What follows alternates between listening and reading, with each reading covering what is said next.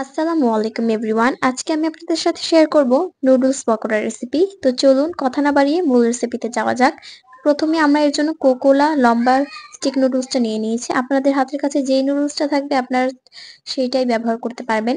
নুডলসের সাথে যে মশলাটা ছিল সেটাও আমাদের লাগবে। তো প্রথমে আমরা এর জন্য নুডলসগুলো একটু ভেঙে নিচ্ছি যাতে সিদ্ধ হতে একটু সহজ হয়। তো এখন আমরা একটা হাঁড়ির মধ্যে পানি নিচ্ছি। এখন আমরা নুডলস গুলোকে সিদ্ধ হতে দিয়ে দিব। নুডলসটা যখন পুরোপুরি সিদ্ধ হয়ে যাবে এ পর্যায়ে আমরা নুডলস গুলোকে তুলে নিব।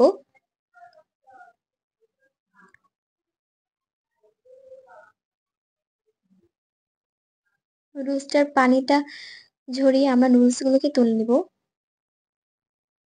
তো আপনাদেরকে দেখিয়ে দিলাম। এখন আমরা নুডলসটার মধ্যে দিয়ে দিব কুচানো পেঁয়াজ দুটো কাঁচামরিচ কুচি, কিছুটা ধনিয়া পাতা এবং স্বাদমতো লবণ, হাফ চামচ জিরার গুঁড়া, হাফ চামচ লাল মরিচের গুঁড়া। নুডলসের সাথে যে মশলাটা ছিল সেটাও দিয়ে দিয়েছি এবং এখানে আমি একটা ডিম দিয়ে দিলাম। আপনারা চাইলে এখানে দুটো ডিমও ইউজ করতে পারেন। এবার এই উপকরণগুলোকে খুবই ভালোভাবে হাতের সাহায্যে মিশিয়ে নিতে হবে।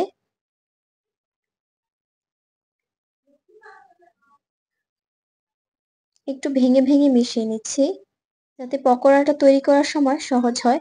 এখন আমরা এতে আস্তে আস্তে কিছুটা কর্নফ্লাওয়ার অ্যাড করতে থাকবো এবং মিশাতে থাকবো। আস্তে আস্তে এটাকে অ্যাড করতে হবে। আমরা এখানে প্রায় 4 চামচ এর মতো কর্নফ্লাওয়ার অ্যাড করেছি। আপনারা চাইলে এখানে আটা বা ময়দা অথবা চালের গুঁড়াও ব্যবহার করতে পারেন। তো আমাদের দেখেন এভাবে শেপ দেওয়া যাচ্ছে। তো এই পর্যায়ে বুঝে নিতে হবে যে পকোড়াটা তৈরি হয়ে গেছে। তো চলুন কথা না বাড়িয়ে এখন আমরা পকোড়াগুলোকে ভেজে নেওয়ার পর্যায়ে চলে যাই। তো এখানে আমরা একটা ফ্রাই প্যান বসিয়ে দিয়েছি। ফ্রাই প্যানটার মধ্যে যাতে পকোড়াটা কিছুটা ডুবে থাকে এরকম তেল দিয়ে দিয়েছি। এখন আমরা তেলটা গরম হয়ে যাওয়ার পরে পকোড়াগুলোকে গোল গোল শেপ করে ভেজে দিব। আপনারা চাইলে পকোড়ার শেপগুলোকে আরো একটু বড় বা ছোট করে নিতে পারেন।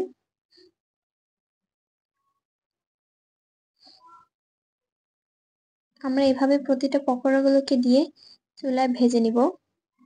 নিচ থেকে একটু কালার আসার পরেই আমরা পকোড়াগুলোকে উল্টিয়ে নিব এবং আবার কিছুক্ষণ ভেজে নিব।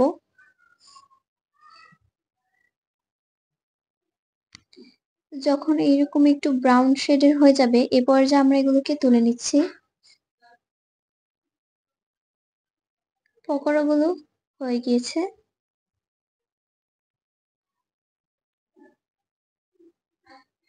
তো এখন আমরা এই পর্যায়ে আরো একবার দিয়ে দিচ্ছি। এভাবে আমরা প্রতিটা পকোড়াকে সেম প্রসেসে ভেজে নেব এবং নিচ থেকে একটু কালার আসার পরে আমরা এগুলোকে আবার উল্টে ভেজে নিচ্ছি। এভাবে আমরা প্রতিটা পকোড়াগুলোকে ভেজে নেব। আপনারা দেখতেই পাচ্ছেন পকোড়াগুলো কতটা পারফেক্ট ভাবে হয়েছে। তো অনেক খেলেন, তো বাড়িতে চাইলে একদিন এভাবে অবশ্যই একবার নুডলসের পকোড়াটা তৈরি করে নেবেন। খুবই সুস্বাদু। সবাই আমার চ্যানেলটাকে সাবস্ক্রাইব করে আমার পাশেই থাকবেন। আল্লাহ হাফেজ।